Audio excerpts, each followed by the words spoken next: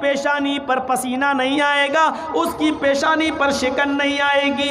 تو میں اس بات کا امتحان لینے کے لیے آپ کے پاس چلا آیا، یہ دیکھنے کے لیے کہ میں آپ کو اتنا غصہ دلاؤں کہ آپ کو غصہ آ جائے۔ میں یہ دیکھنے کے لیے آیا، آپ پاور میں ہونے کے باوجود صحابہ کو آپ نے رخصت کر دیا، لیکن آپ کا گلا میں نے دبایا، آپ کو غصہ نہیں آیا، آپ کو میں نے جانے نہیں دیا، آپ بیٹھ گئے۔ آپ کو مسجد میں جانے سے روکا تو آپ نے یہی نماز پڑھ لی، رات میں آپ کو گھر جانے سے منع کیا تو آپ یہی سو گئے۔ میں یہی دیکھنا چاہتا تھا کہ غصہ آتا یا نہیں۔ میں امتحان لینے کے لیے آیا تھا۔ آپ نے اس سے پوچھا کیف وجدت نعتی، تو نے میری صفت کیسی پائی؟ یعنی اپنی کتاب تورات کے اندر تو نے جو پڑھا ہے تو نے اس کے مطابق میں مجھے کیسے پایا؟ کہنے لگا اے محمد، میری کتاب میں آپ کی تعریف میں جو جملے لکھے ہیں وہ بہت کم ہیں، آپ تو اس سے بھی بڑھ کر ثابت ہوئے، آپ تو اس سے بھی زیادہ بڑھ کر نکلے۔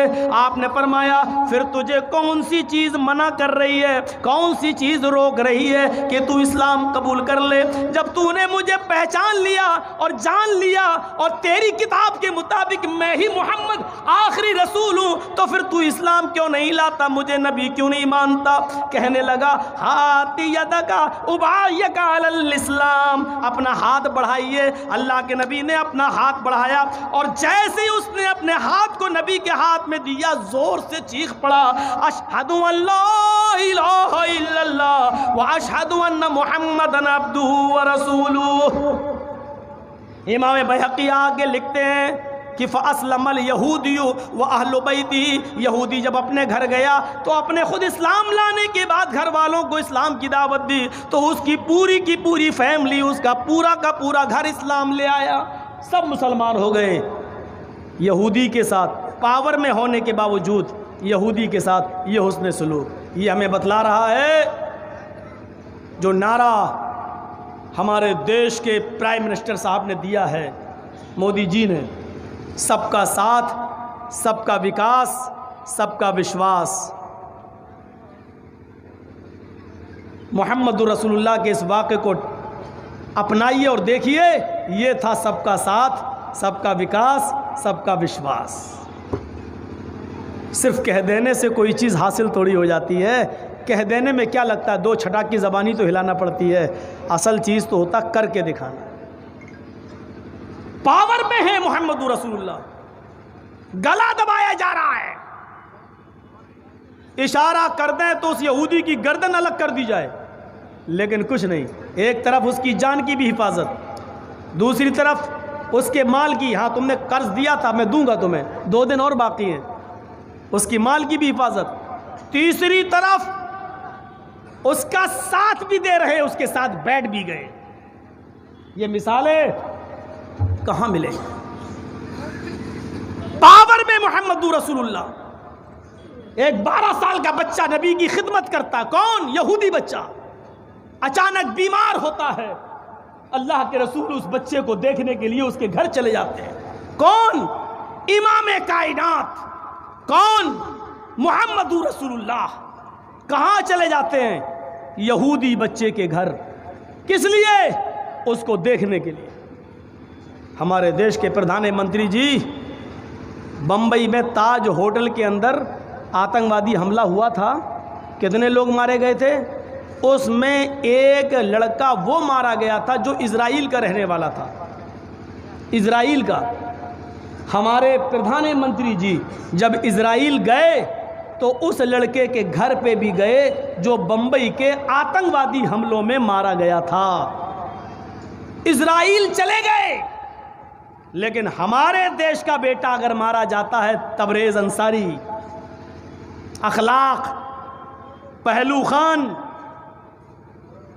یہاں نہیں آ سکتے، اپنے دیش کے بیٹے کے گھر نہیں جا سکتے، اسرائیل جا سکتے ہیں، اس کے گھر میں جا سکتے ہیں۔ یہی تو ہمیں شکایت ہے، اور کیا شکایت ہے؟ آپ نے سب کا ساتھ، سب کا وکاس، سب کا وشواس جو نعرہ لگایا تھا، آپ جیتنے کی کوشش کرو۔ ہم وہ قوم ہیں کہ تم خون کا ایک قطرہ مانگو گے، ہم ایک بوتل دیں گے۔ ہم وہ قوم ہیں کہ اس دیش کے لیے تم ہم سے ایک ہاتھ مانگو گے، ہم پوری جان کی قربانی دیں گے. تم ہم سے ایک آنکھ مانگو گے، ہم دونوں آنکھ دے دیں گے.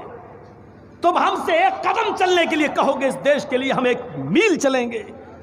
ہماری دیش بھکتی کا امتحان مت لیجئے. تاریخ پڑھیے، اتہاس پڑھیے. یہ زمین اپنی آنکھوں سے دیکھ چکی ہے. اس بھارت کے اوپر مڑلانے والا آسمان ہماری قربانیوں کو اپنی نگاہوں سے دیکھ چکا ہے، جو کبھی بھول نہیں سکتا. آج بھی علماء صادق پور کی قربانیاں اور بنگال کے اندر آج بھی وہ درخت موجود ہیں جن درختوں کے پیڑوں کے پھندوں سے رسیاں لٹکا کر ان پر، ان کے پھندوں میں ہمارے علماء کی گردنیں دے کر تختہ دار پہ لٹکا دیا گیا. آج بھی وہ پیڑ موجود ہیں بنگال کی سرزمین پر جو ان علماء کی قربانیوں کو کبھی بھول نہیں سکتے اور ان کی قربانیوں کی شہادت دیں گے. یہ ہماری قربانیاں رہی ہیں اس دیش کی آزادی میں. سمجھ رہے ہیں آپ؟ اللہ کے رسول کا یہ حسن سلوک یہودی کے ساتھ. بچے کو دیکھنے پہنچ گئے، اب وہ آخری سانسیں لے رہا ہے. اللہ کے نبی اس کے سرہانے بیٹھ گئے، اپنا شفقت بھرا ہاتھ، اپنا پیار بھرا ہاتھ اس یہودی بچے کے سر پہ رکھنے لگے، پھیرنے لگے. مدینے کی کمان محمد رسول اللہ کے ہاتھ میں، یہودی بچے کے سر پہ ہاتھ پھیر رہے ہیں. تھوڑی سی تسلی دے دیجئے مجھے میرے پردھان منتری جی. پیار بھرا ہاتھ اس دیش کے 25-30 کروڑ مسلمانوں کے سر پر بھی پھیر دیجئے. میری آپ سے گزارش ہے، یہ مسلمان بھی اس دیش کے بیٹے ہیں، ہم بھی اس دیش کے ناگرک ہیں. تھوڑا سا پیار، رحم و کرم دکھلا دیجئے. تھوڑا سا آ جائیے. دیش کے لیے جھکنا، اپنی اولاد کے لیے جھکنا کوئی بڑی بات نہیں ہے. تھوڑا سا نرم ہو جائیے اور پھر دیکھیے تھوڑی سی نرمی میں ہم کیا کیا قربانیاں دیتے ہیں اس دیش کے لیے. آپ تھوڑا سا ہمارا بھی امتحان لے لیجئے، اپنا بھی تھوڑا سا وشواس ہمیں جیتنے کا موقع دیجئے. ہم جیت جائیں، ہمارا وشواس بھی جیتنے کی کوشش کیجئے اور ہمارا وشواس بھی جیتیے. آئیے میرے بھائیوں، اس بچے نے اپنے باپ کو دیکھنا شروع کر دیا. اللہ کے نبی نے فرمایا، بیٹے کلمہ پڑھ لو، اشہد ان لا الہ الا اللہ و اشہد ان محمد عبدہ و رسولہ. یہ جملہ سنتے ہی اس نے اپنے باپ کو دیکھنا شروع کر دیا. باپ کو معلوم تھا کہ میرا بیٹا محمد رسول اللہ کی خدمت کرتا ہے، ان کی مذہب کی تعریف کرتا تھا، ان کے اخلاق بتاتا تھا. میرے بیٹے کا پہلے ہی من تھا محمد رسول اللہ کا دھرم، مذہب قبول کرنے کا. باپ نے سر ہلا کر اشارہ کیا، میرے بیٹے کلمہ پڑھ لو.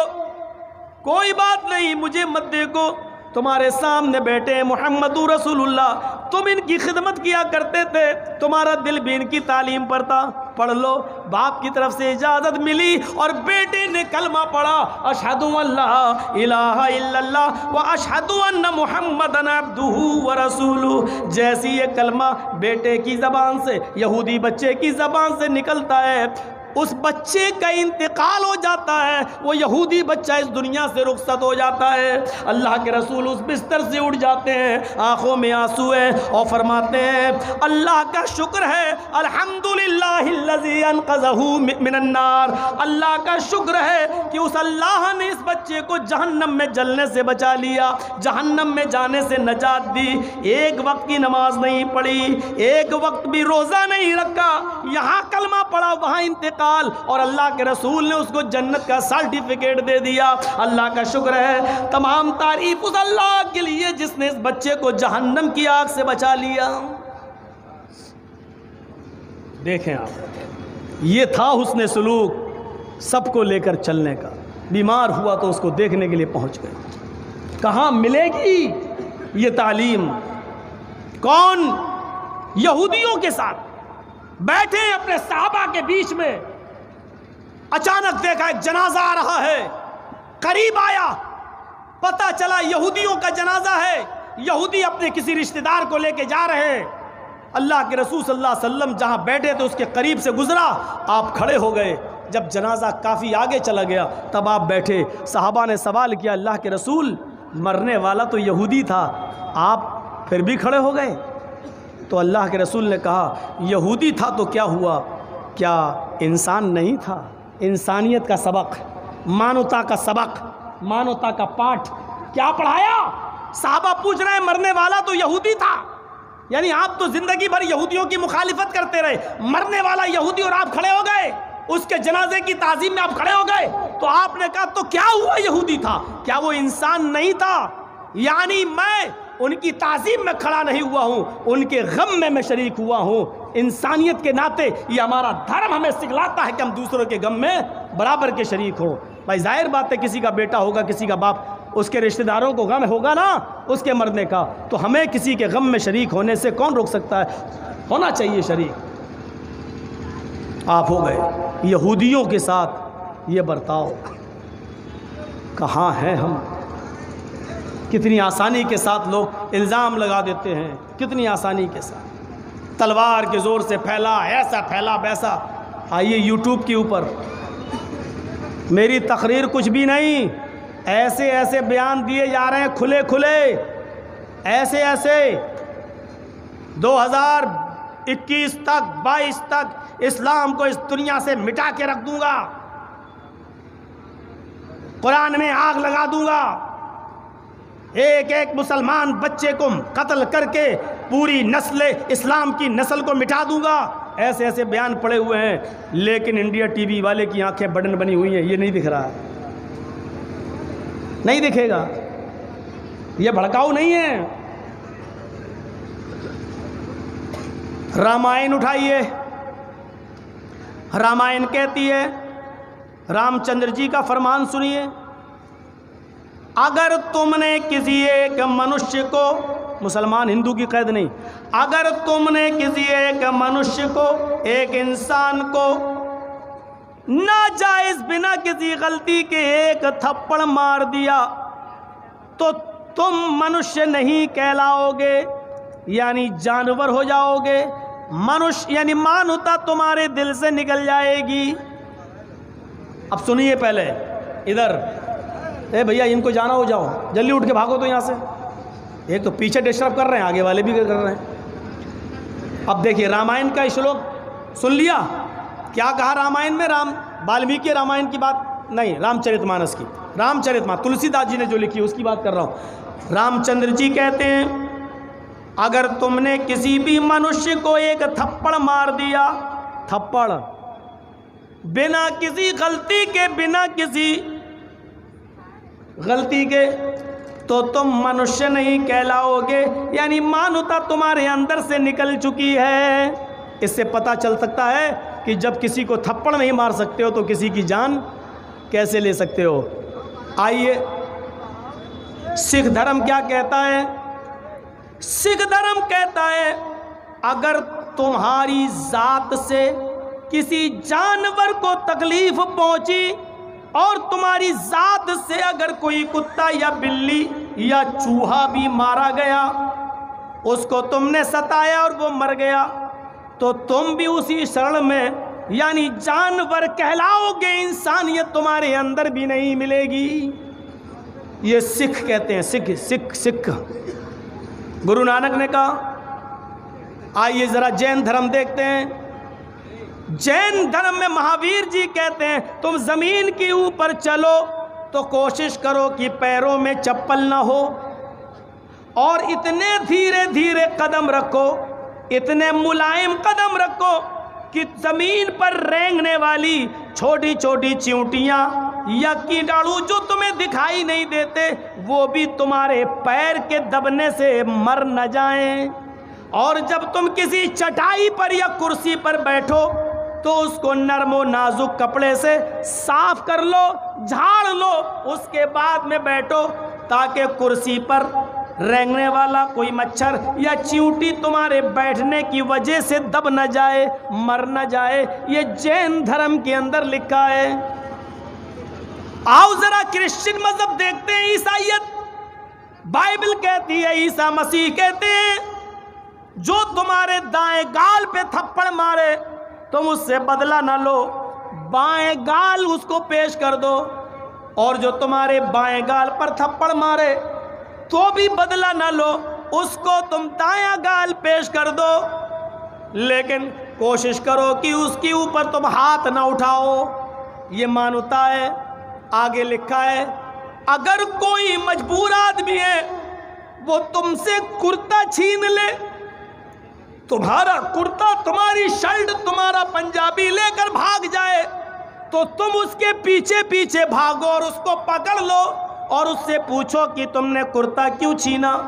اس کے پیچھے چھپی ہوئی مجبوری کو سنو۔ اگر وہ تمہیں مجبور نظر آئے، اگر وہ تمہیں غریب نظر آئے، تو تم اس کو اپنا پیجامہ بھی اتار کر دے دو۔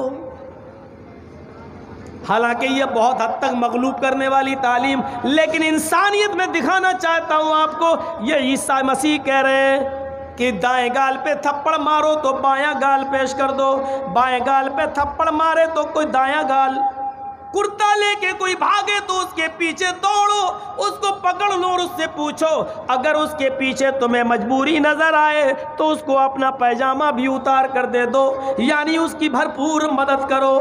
یہ عیسیٰ علیہ السلام نے، عیسیٰ مسیح نے کہا ہے، جو بائبل کے اندر موجود ہے۔ میں نے آپ کے سامنے ہندو دھرم کے رام چندر جی کی، سکھوں کے گرو نانک کی، جینیوں کے مہاویر جی کی، عیسائیوں کے جیسس کی، عیسیٰ مسیح کی، میں نے 4 مذہب کی مثالیں دی ہیں۔ آؤ ذرا قرآن سے سیکھو، قرآن کیا کہتا ہے؟ یا ایھا الناس انا خلقناکم من ذکر و انثی وجعلناکم شعوبا وقبائل لتعارفوا ان اکرمکم عند اللہ اتقاکم۔ ہے ساری دنیا کے لوگوں، ہم نے تم کو ایک ہی مرد سے، ایک ہی عورت سے پیدا کیا ہے، تم سب کا باپ ایک ہے، تم سب کی ماں ایک ہے، تم ایک ہی باپ کے بیٹے اور ایک ہی ماں کی سنتان ہو، تم سب آپس میں بھائی بھائی ہو، تمہارا باپ ایک ہے، تمہاری ماں ایک ہے۔ یہ قرآن کہتا ہے کہ تمہارا باپ ایک، تمہاری ماں ایک، تم بھائی بھائی ہو، اس لیے کہ کوئی بھائی کسی بھائی کو تکلیف نہیں دیتا، تم بھی کسی کو، ہمیں بھی کسی کو تکلیف نہیں دینا ہے۔ کون سا مذہب ہے جو ہمیں آپس میں لڑا رہا ہے؟ مجھے بتاؤ۔ میں نے ہندو دھرم کا نام لیا، میں نے سکھ کا نام لیا، میں نے جین دھرم کا نام لیا، میں نے عیسائیت کا نام لیا، میں نے اسلام کو پیش کیا۔ کون سا دھرم ہے جو ہمیں آپس میں لڑانے کی تعلیم؟ ایک دھرم کا نام پیش کرو، ایک دھرم کا۔ اب اتنی تعلیم پیش کرنے کے بعد اب میں کہتا ہوں، دلی کی سڑکوں پر جن لوگوں نے نعرہ تکبیر کہتے ہوئے، اللہ اکبر کہتے ہوئے اگر کسی کو گولی ماری، وہ اسلام کے دشمن ہیں، اور اگر کسی نے جے شری رام کہتے ہوئے کسی کو گولی ماری تو وہ ہندو دھرم کے دشمن ہیں، وہ رام کو کلنکت کر رہے ہیں۔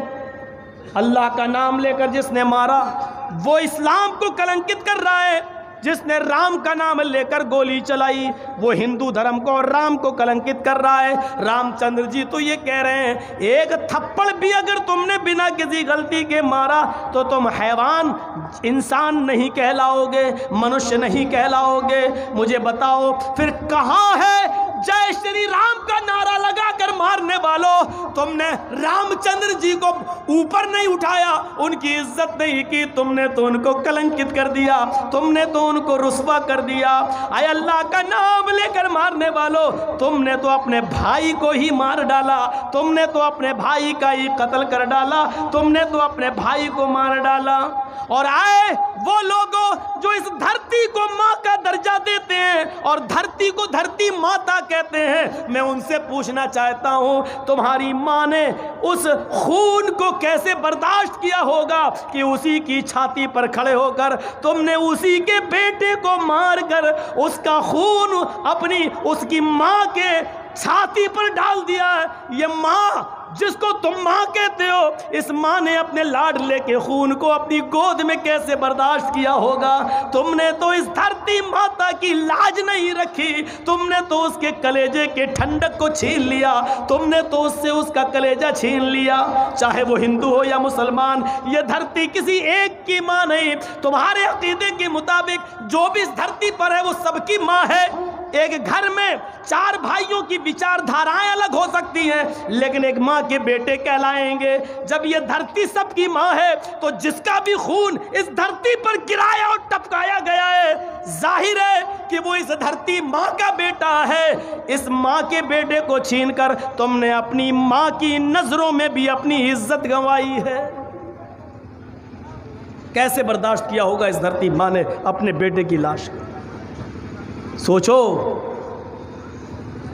لیکن کرسیوں پر بیٹھے ہوئے لوگوں کو اس سے کوئی فرق نہیں پڑتا۔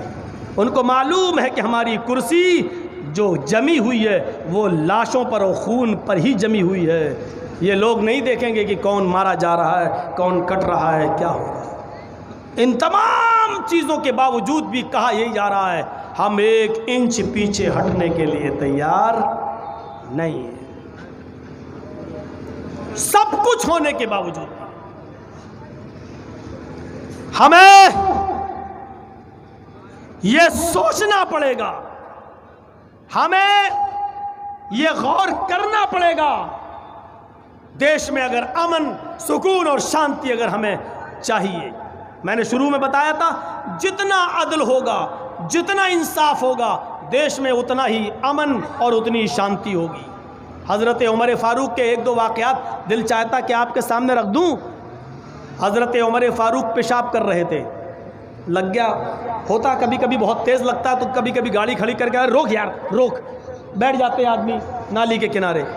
حضرت عمر فاروق کو بہت تیز پیشاب کی شدت محسوس ہوئی تو حضرت عمر فاروق کے کنارے پہ بیٹھ گئے اور استنجا کرنے لگے۔ ان کا غلام چلاتا ہوا آیا۔ اب سنیے، بڑا عجیب منظر میں آپ کے سامنے پیش کر رہا ہوں۔ ان کا غلام چلاتا ہوا، چیختا ہوا آیا، امیر المومنین، امیر المومنین۔ اس نے دیکھا نہیں کہ عمر یہ پیشاب کر رہے ہیں۔ امیر المومنین، امیر المومنین، امیر المومنین۔ اب حضرت عمر پیشاب کر رہے ہیں، ان کو غصہ آ رہا، کمینہ میں تو پیشاب کر رہا ہوں، چلا رہا امیر المومنین، امیر المومنین، امیر المومنین۔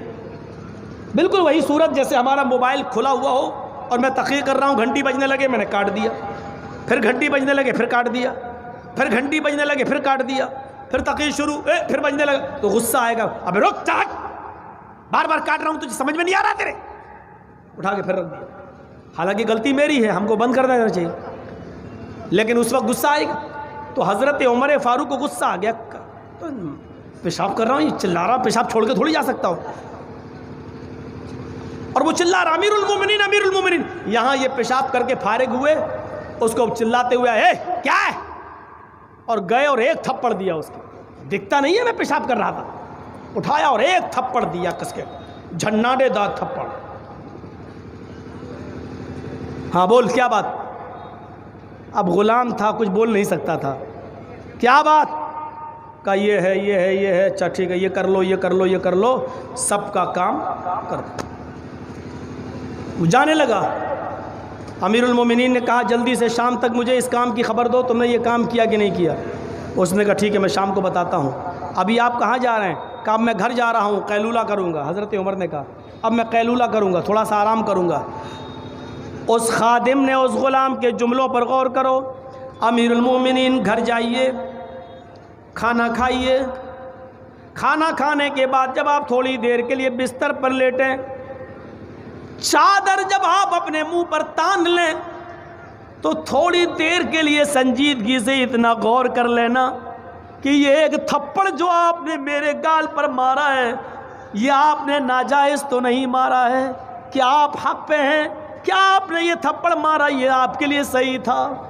تھوڑی دیر کے لیے آپ جب چادر اپنے منہ پہ ڈال لیں تو اتنا سوچ لینا کہ میں نے اپنے خادم، اپنے غلام کو جو تھپڑ مارا یہ کوئی ناجائز تھپڑ تو نہیں تھا۔ حضرت عمر فاروق نے کہا میں پیشاب کر رہا تھا، تم نے دیکھا نہیں؟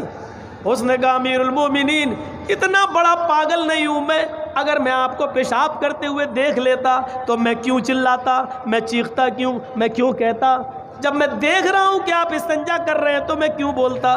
میں نے کبھی آپ کو اس جگہ پر پیشاب کرتے ہوئے دیکھا ہی نہیں، اس لیے یہاں میری نظر گئی نہیں، مجھے نہیں معلوم تھا۔ حضرت عمر نے کہا واقعی نہیں معلوم تھا؟ کہا نہیں۔ حضرت عمر فاروق کی آنکھوں میں آنسو آ گئے، کہتے ہیں تب تو میں نے گھر جانے کی ضرورت نہیں ہے، چادر اوڑھ کر सोते वक्त सोचने की ज़रूरत नहीं है, तूने देखा नहीं था मैंने थप्पड़ मार दिया, अब मेरा फैसला ये है कि ये थप्पड़ मैंने तुझे नाजायज़ मारा, ये गलत मारा। अपनी गलती का एहसास, हुकूमत चलाने के लिए ये ज़रूरी है कि गलती हमसे भी हो सकती है, क्योंकि हम इंसान हैं। अगर ये तसव्वुर हमारे हुक्मरानों के दिलों में आ जाए तो मेरे भाइयों अमन व अमान और शांति बहाल हो जाए।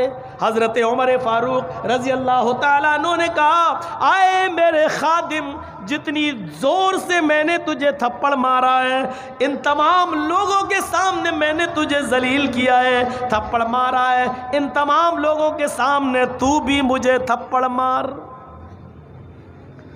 हज़रत उमर फ़ारूक ने जैसे ही कहा, उस गुलाम के अल्फाज पर गौर करो। उनके गुलाम ने कहा, अमीरुल मोमिनीन, आपने मान लिया कि मुझसे गलती हुई, मैंने भी आपको माफ़ कर दिया, जाइए, गलती का एहसास हो गया, बस यही काफ़ी है। आपने मान लिया कि मुझसे गलती हुई, थप्पड़ जायज़ नहीं है, नाजायज़ मारा, मैंने आपको माफ़ कर दिया। हज़रत उमर ने उसका हाथ पकड़ा, तुम इसलिए माफ़ कर रहे हो क्योंकि मैं तुम्हारा मालिक हूँ, तुम मेरे ग़ुलाम हो, ग़ुलाम होकर अपने मालिक को मारना नहीं चाहते हो, तुम क़यामत के दिन मुझसे बदला ले लोगे, इसलिए इसी दुनिया में बदला ले लो, मैं जाने नहीं दूंगा। उसने कहा, मैं तमाम लोगों के सामने इकरार करता हूँ अमीरुल मोमिनीन, मैंने आपको दिल से माफ़ कर दिया। हज़रत उमर ने कहा, लोगों ये इसलिए माफ़ कर रहा है क्योंकि मैं अमीरुल मोमिनीन हूँ और ये तुम लोगों के सामने मुझे जलील नहीं करना चाहता है, ये क़यामत के दिन मुझसे बदला लेगा, मैं इसको जाने नहीं दूंगा। आए मेरे ग़ुलाम, तुम्हें बदला इसी दुनिया में लेना होगा। उसने कहा, अमीरुल मोमिनीन, अब मैं जो काम करने जा रहा हूँ उस काम के बाद तुम्हें भी इख्तियार नहीं होगा। हज़रत उमर ने कहा, क्या काम करने जा रहे हो?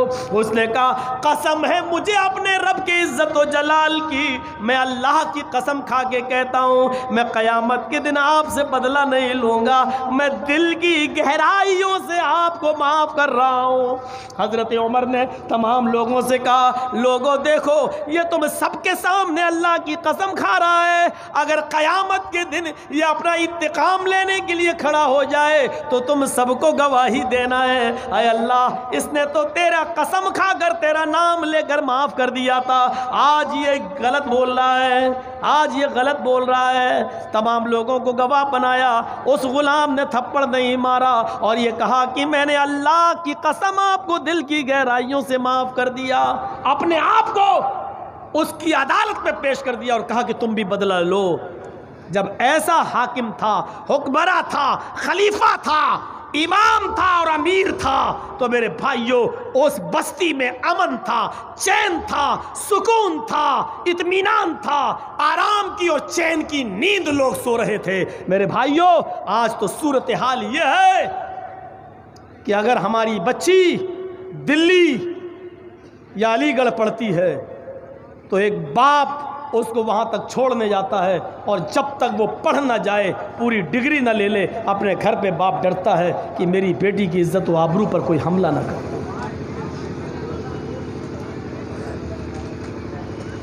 अमन व अमान, कौन से वाक़या सुनेंगे आप? हजरत काजी शुरैह, हजरत अली ने इनको बॉडीगार्ड दिए थे, काजी शुरैह को, जो उनकी निगरानी करते थे कि कोई यहूदी, मजूसी, ईसाई इन पर हमला ना करे, फैसला सुनाने में माहिर थे।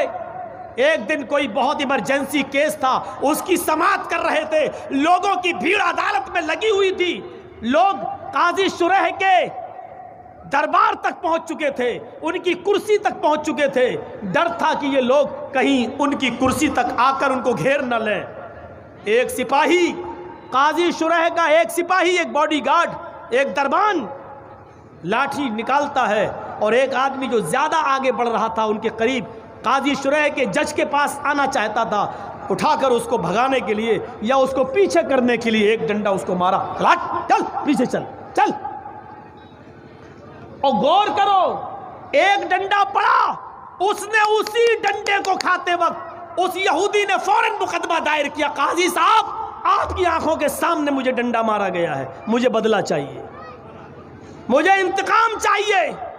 قاضی شرح نے اپنے دربان سے کہا کٹگھرے میں کھڑے ہو جاؤ۔ کھڑا ہو گیا، تم نے اس کو ڈنڈا مارا؟ ہاں مارا۔ کیوں مارا؟ کہا میں آپ کی حفاظت کے لیے آپ کا باڈی گارڈ بن کر کھڑا ہوں، اور یہ اتنی تیز دھکے دے دے کر آگے بڑھ رہا ہے، آپ کی حفاظت کرنا یہ میری ذمہ داری ہے۔ انہوں نے کہا حفاظت کی ذمہ داری یہ کہ تم اس کو سمجھاتے، ہاتھ سے پیچھے کرتے، تم نے ڈنڈے کا استعمال کر کے غلط کیا ہے، لہٰذا اس کے ہاتھ میں ڈنڈا دیا جائے۔ اس یہودی کے ہاتھ میں ڈنڈا دیا گیا۔ قاضی شرح نے کہا جتنی زور سے اس نے تجھے مارا ہے میرے دربان کو بھی ایک ڈنڈا مارو۔ اس یہودی نے اس دربان کو ڈنڈا مارا۔ اس روشنی میں میرے بھائیو یو پی کی پولیس آپ کو کیسی لگ رہی ہے؟ اس واقعے کی روشنی میں دلی کی پولیس آپ کو کیسی لگ رہی ہے؟ جے این یو میں یا جامعہ ملیہ میں لائبریریوں میں گھس کر ٹوائلٹ میں چھپی ہوئی لڑکیوں کو بھی بال پکڑ کر نکالنے والی اور ان کو مارنے والی جینٹس پولیس اس واقعے کی روشنی میں آپ کو کیسی لگ رہی ہے؟ میرے بھائیو اس بات کو سوچئے اور سمجھیے اور غور کرنے کی ضرورت ہے۔ قاضی شرح نے اپنے باڈی گارڈ اپنے سپاہی کو بھی یہودی کے ہاتھ سے ڈنڈا پڑوایا کہ تم نے کیوں مارا ہے، لاٹھی کیسے چلائی ہے؟ کیا یوگی جی اپنی پولیس سے پوچھیں گے تم نے گولیاں کیسے چلوائی ہیں؟ فیروز آباد کے اندر 20 سے 25 آدمی کیسے مارے گئے ہیں؟ لکھنؤ کے اندر اتنا خون خرابہ کیسے ہوا ہے؟ لاشیں کیسے بہی ہیں؟ تمہیں گولی چلانے کا آرڈر کس نے دیا تھا؟ گولی چلنا تھی تو پہلے پیر پہ کیوں نہیں ماری گئی؟ جو اصول ہیں بھیڑ کو بھگانے کے، گولی تو لاسٹ سٹیج ہے، اس سے پہلے تم نے آنسو گیس کیوں نہیں چھوڑے؟ تم نے لوگوں کو لاٹیاں بھاج کر تتر بتر کیوں نہیں کیا؟ جب گولی چلانے کی نوبت تھی تو تمہیں پہلے پیر پہ گولی مارنا چاہیے۔ پیر پہ گولیاں نہیں لگی، جتنے لوگوں کو گولیاں لگی تو ان کے سینے میں یا ان کے سر میں ہی کیوں لگ رہی ہیں؟ یہ تمام چیزیں حساب و کتاب کی ہیں بھارت کے سنویدھان و قانون کے مطابق، لیکن کیا کریں؟ انصاف کہاں سے ملے گا؟ ہم آہ بھی کرتے ہیں تو ہو جاتے ہیں بدنام، اور تم قتل بھی کرتے ہو تو چرچا نہیں ہوتا۔ میرے پیارے ساتھیوں، ہمیں حضرت قاضی شرح کے انصاف سے سیکھنا پڑے گا۔ اس زمانے کے اندر عدل و انصاف کا ایک پیمانہ یہ بھی تھا، اس لیے امن تھا۔ حضرت علی کی ایک زرہ کھو جاتی ہے، زرہ جو پہن لی جاتی تھی سینے پر تاکہ کوئی تیر دشمن کا نہ لگے، حضرت علی کے زمانے میں ان کی زرہ کھو گئی۔ 6 مہینے کے بعد وہ زرہ ایک یہودی کے ہاتھ میں حضرت علی کو دکھی۔ حضرت علی نے کہا اے یہودی، یہ زرہ تیرے پاس کہاں سے آئی؟ اس نے کہا یہ تو میری ہے۔ حضرت علی نے کہا یہ میری ہے۔ اس نے کہا اے علی، میرے پاس دیکھ کر آپ اپنی کہہ رہے ہیں، آپ جھوٹ بول رہے ہیں۔ حضرت علی نے کہا میں جھوٹ بول رہا ہوں؟ کہا کہ اور کیا، میری چیز کو آپ اپنی چیز کہہ رہے ہیں، میں نہیں دوں گا۔ آپ کو لینا ہے تو جائیے کورٹ سے، عدالت سے لے لیجئے۔ کورٹ، وہ بھی کس کو؟ امیر المومنین کو۔ کیا کہہ رہا ہے؟ کوفہ کے مالک ہیں حضرت علی، کیا کہا جا رہا؟ کورٹ سے لے لو۔ حضرت علی نے اپنی کورٹ میں، اپنی عدالت میں مقدمہ دائر کیا۔ کون جج؟ قاضی شرح۔ کس نے بنایا؟ حضرت علی نے۔ جج کس نے بنایا؟ علی نے۔ جج کون؟ قاضی شرح۔ فیصلہ کس کے حق میں ہو رہا ہے؟ دیکھیے، یہودی کھڑا ہے، علی کھڑے ہیں۔ یہودی حضرت علی سے پوچھا تم نے مقدمہ دائر کیا، بتاؤ پرابلم۔ کہا یہ زرہ میری ہے۔ یہودی سے پوچھا قاضی صاحب نے کیا معاملہ؟ اس نے کہا یہ زرہ میری ہے۔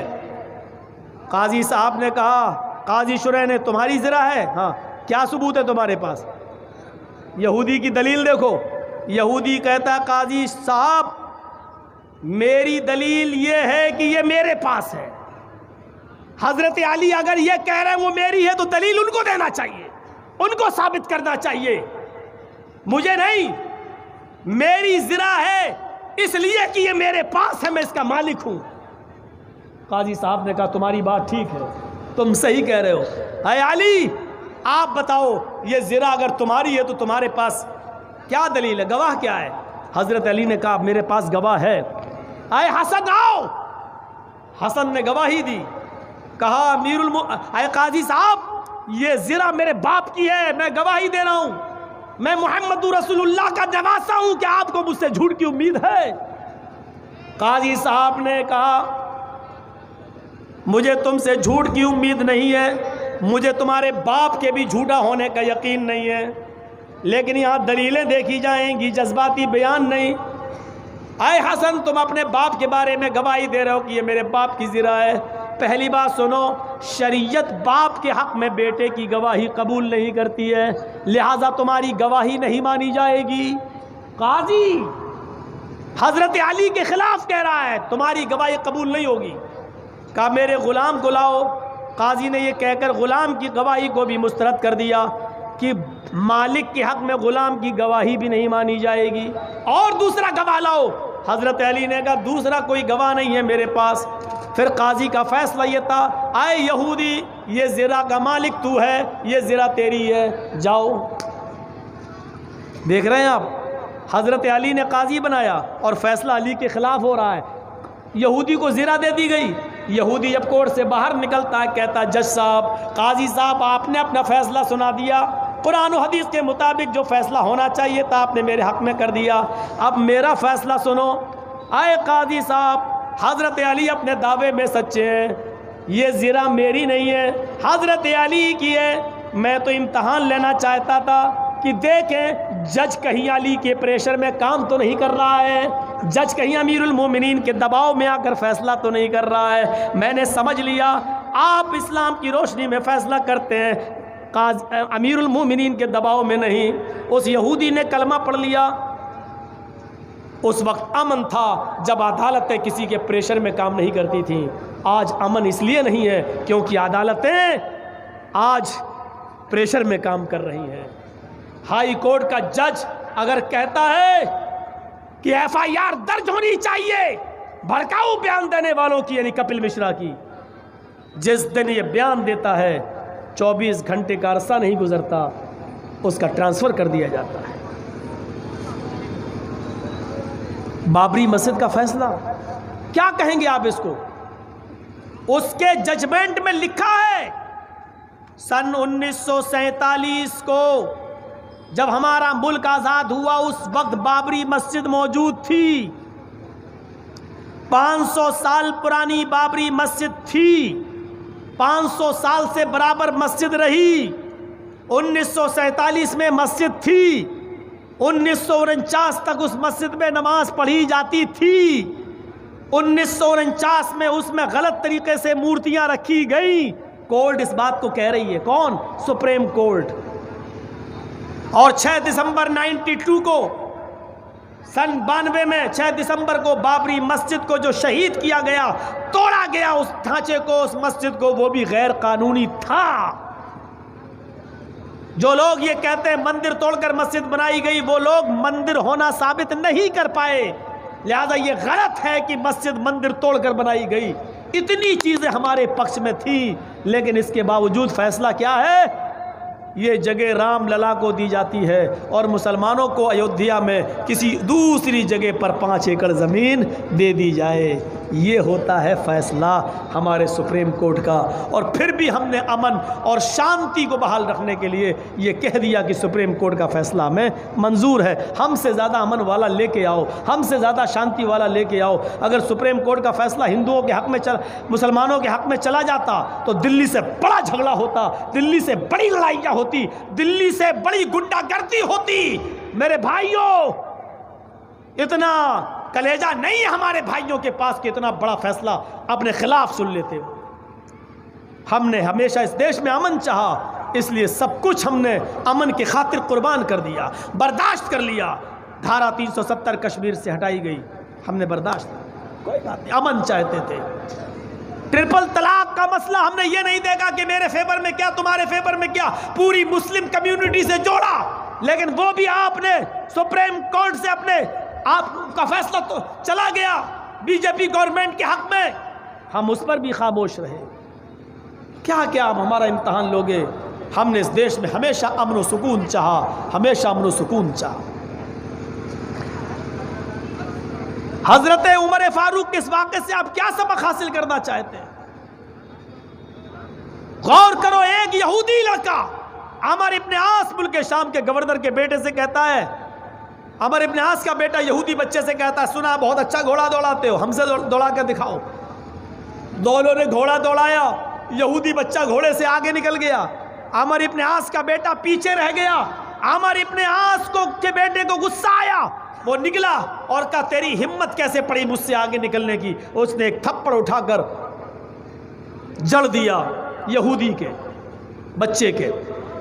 یہودی کا بیٹا کہتا ہے میں تمہارا مقدمہ اس شہر کے گورنر کی عدالت میں لے جاؤں گا، عمرو ابن عاص کے پاس لے جاؤں گا، عمرو ابن عاص کے پاس میں تمہیں سزا دلواؤں گا۔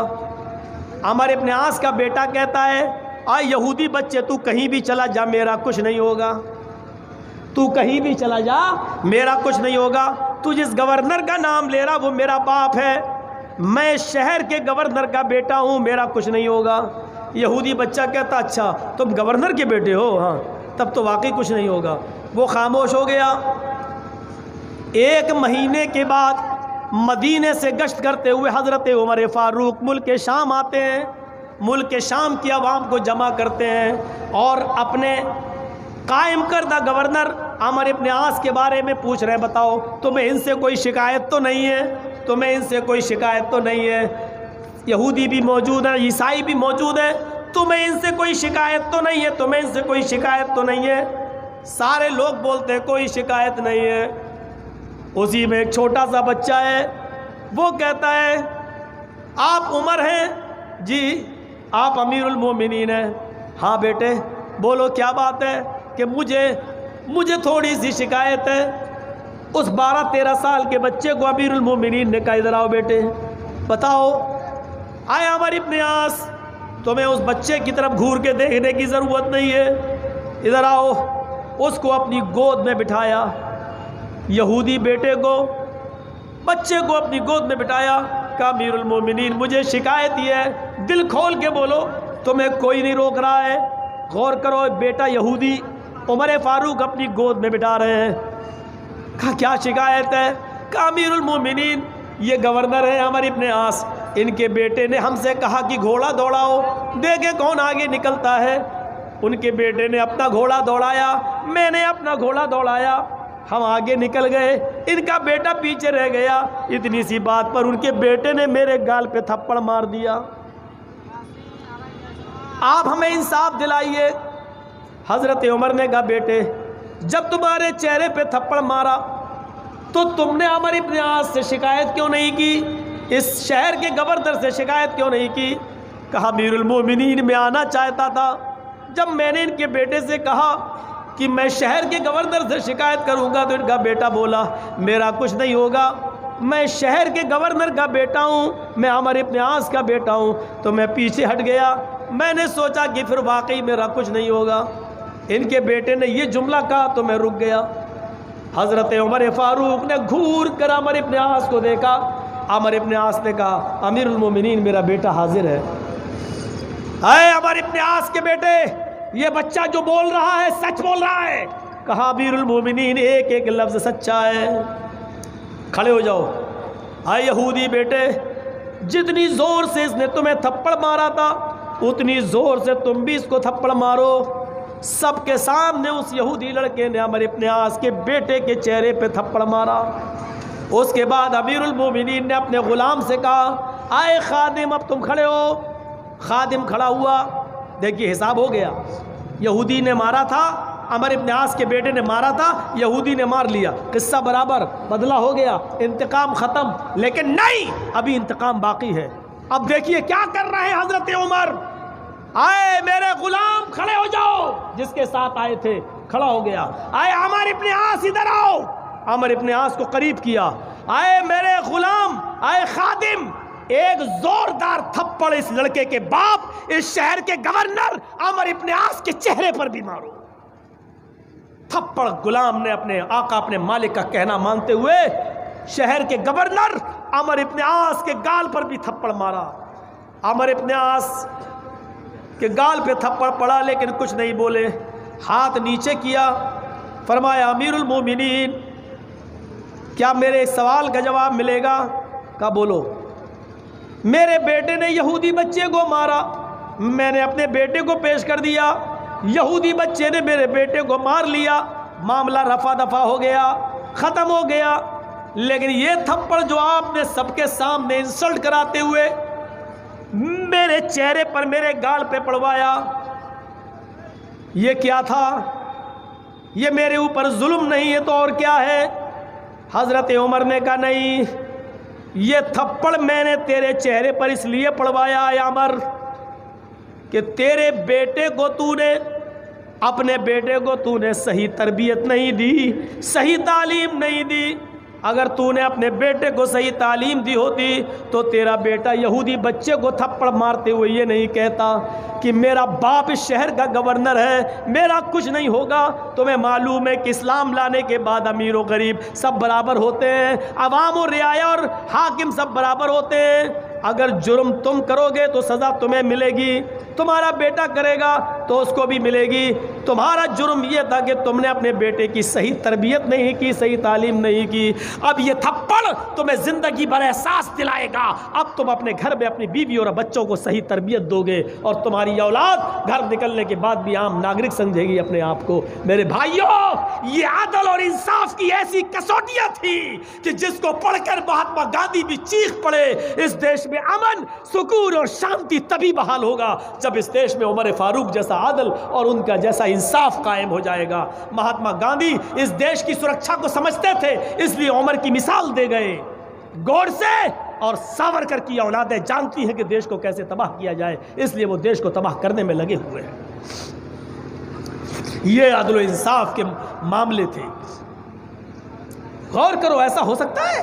یہاں تو مرنے والوں کا حال نہیں پوچھا جاتا، اور وہاں عمر جب نکلے گشت کرنے کے لیے تو دیکھا ایک آدمی گھر کے باہر بیٹھا رو رہا ہے۔ اس کے پاس بیٹھ گئے، کیا ہوا؟ ارے جا، تو اور میرے ناک میں دم کرنے آ گیا، ارے جا، میں ویسی پریشان ہوں۔ تو ایک تو بھیس بدل کے پہچانا نہیں کون۔ البدایہ والنہایہ میں حافظ ابن کثیر نے لکھا ہے جو آدمی رو رہا تھا کان یہودی او مجوسی، یا تو وہ یہودی تھا یا مجوسی تھا، یعنی مسلمان نہیں تھا۔ پوچھا بتاؤ کیا بات؟ ارے جاؤ یار، تم میرا ناک میں دم کرنے آ گئے، پریشان کرنے آ گئے، بھاگو یہاں سے۔ حضرت عمر فاروق نے اب اس سے تھوڑا سا ایک چال چلی اس کے سامنے، دیکھو میں بھی گھر سے پریشان ہو کر نکلا ہوں، تم بھی پریشان ہو، پریشانی میں ہم تم دونوں برابر ہیں۔ ایسا کرو کہ میں اپنی پریشانی تمہیں بتا دوں، تم اپنی پریشانی ہمیں بتاؤ، ایسا کرنے سے دل ہلکا ہوتا ہے۔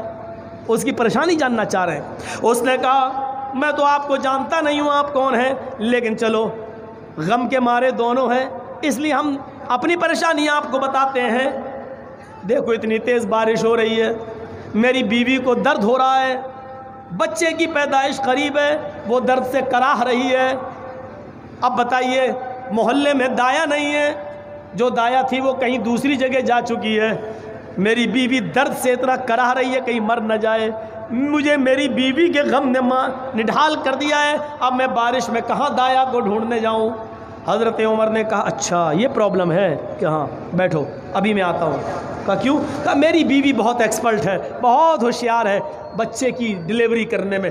گئے عاتقہ، ارے اتنی رات میں آپ نے مجھے اٹھایا، کبھی نہیں اٹھاتے تھے، کیا ہوا؟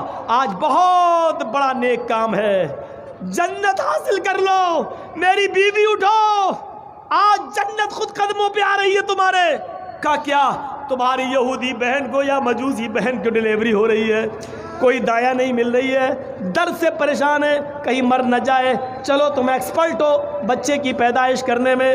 ارے اس میں کیا بات ہے؟ جلدی سے تیل لیا اور کپڑا لیا اور چل دی حضرت عمر کے ساتھ۔ حضرت عمر اپنے بھائی کے پاس یہودی کے پاس بیٹھ گئے اور بیوی ان کی اندر چلی گئی۔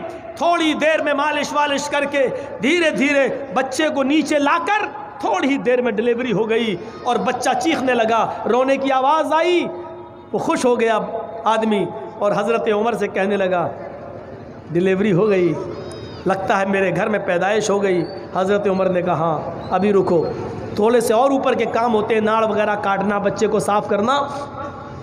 تھوڑی دیر لگی تو ادھر سے عمر فاروق نے پوچھا بی بی کیا ہے؟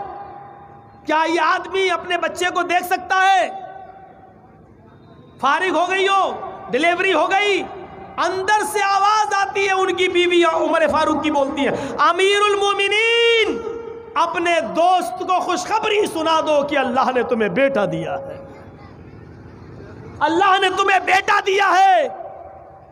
امیر المومنین ان کی زبان سے نکل گیا، اور باہر جو آدمی بیٹھا تھا اس کے کان میں امیر المومنین کا جملہ پہنچا تو کہا کہ آپ امیر المومنین، آپ عمر ہیں؟ تو حضرت عمر فاروق نے مسکراتے ہوئے کہا نہیں، میں خادم ہوں، امیر المومنین نہیں، خادم۔ خادم کا صحیح ترجمہ جانتے ہو کیا ہے؟ آج کے زمانے میں اگر خادم کا صحیح ترجمہ کیا جائے تو اس کا ترجمہ ہوگا چوکیدار۔ یہ ترجمہ میں نے کیوں کیا یہ آپ بھی اچھی طرح سمجھ رہے ہوں گے۔ خادم کا ترجمہ چوکیدار۔ حضرت عمر نے کیا کہا؟ میں امیر المومنین نہیں، میں چوکیدار ہوں۔ یہ جملہ میں نے اس لیے استعمال کیا کہ جو لوگ اپنے آپ کو چوکیدار کہہ رہے ہیں وہ سمجھے کہ چوکیدار کیسا ہوتا ہے اور چوکیدار کے کیا فرائض ہوتے ہیں۔ تو مرنے والوں کی حالت بھی پوچھنے نہ جاؤ، وہاں ڈلیوری کے لیے بھی اپنی بیوی کو لے جا رہے ہیں، وہ یہودی ہے یا مجوسی ہے یہ نہیں دیکھ رہے ہیں۔ یہ تھا